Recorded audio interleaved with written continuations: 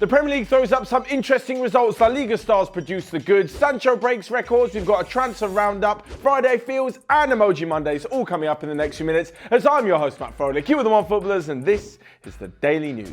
So first off, Manchester United lost 2-1 at home to Crystal Palace after they thought they'd salvaged a point, and of course, they missed a penalty. Now, for those of you who watched Friday's Q&A, you'll know that I said I hope Marcus Rashford missed just to show that players miss a penalty. This wasn't anything against him or Manchester United, but it just goes to show players miss penalties and sometimes they score penalties. Things just happen. There is no way that people could have said, oh, if Paul Pogba took that, he would have scored, because the same thing happened on Monday and he missed. But alongside this, for the other side of Manchester, it was a good weekend down on the south coast as Manchester City won 3-1. This saw Kevin De Bruyne rack up his 50th assist in the Premier League, quicker than any other player had done so. Alongside this, David Silva's 400th appearance brought him 2 assists, meaning he's now on 85, and no other player has got more assists, created more chances since the 9 years that he's been in the Premier League. Elsewhere, Spurs put in a shocking performance as they lost 1-0 at home to Newcastle, with Steve Bruce managing to pick up their first 3 points of his managerial career at Newcastle. What it did show was another joke of an afternoon for VAR. Despite Mike Dean not actually giving the decision, VAR then didn't overturn it, and the fact that Harry Kane should have had a penalty. Jamal Lascelles went down in the box and then fouled Kane, but nothing actually happened. If Spurs had got the penalty and managed to get an equaliser though, it wouldn't have been deserved as they were shocking the whole game. Newcastle deservedly winning that with a fantastic game plan. Alongside this, Wolves are still unbeaten as they picked up a draw, and Frank Lampard has his first victory as Chelsea manager as his young side, the youngest in almost 27 years, managed to see off Norwich 3-2. Timu Pukki though still managed to get onto the score sheet, and now him and Raheem Sterling have 5 goals apiece in August, meaning if they manage to get 2 more on Saturday, they'll break the record, which is currently held by Edin Dzeko, as he managed to grab 6 in the first month of the season 8 years ago. But the record train keeps on going as Karim Benzema managed to bag his 150th La Liga goal over the weekend as Real Madrid drew at home to Valladolid. Say whatever you want about Karim Benzema, but I can't think of a better striker, more consistent striker over the last 10 years.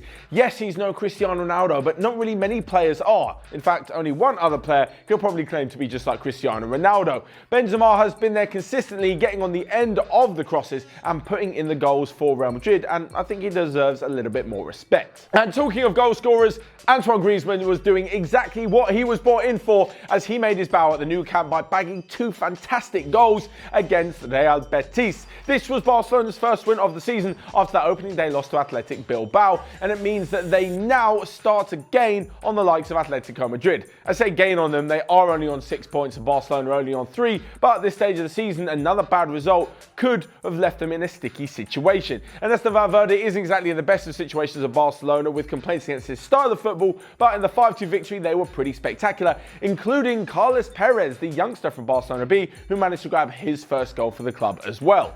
And last but not least, the other biggest star in La Liga, João Felix, was at it again as he provided the assist for Atletico Madrid's 1-0 victory.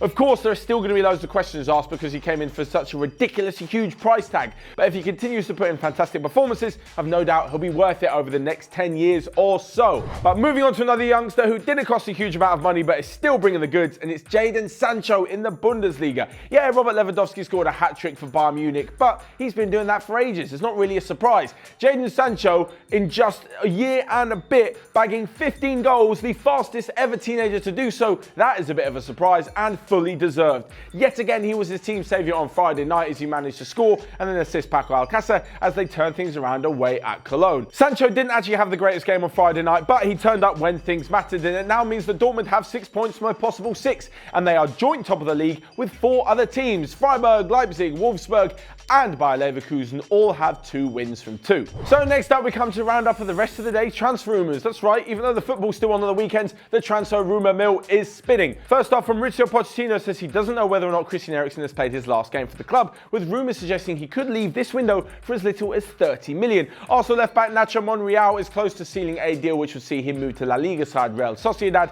Mauro Icardi finds himself in a sticky situation as no one wants to pay for him and Inter Milan don't really want him to play. And fresh from giving a debut to Franck Ribéry over the weekend, Fiorentina are interested in their new signing in the shape of Manchester United's Fred. So next up, we come to Friday Feels, where you guys left your predictions in the Daily News on Friday.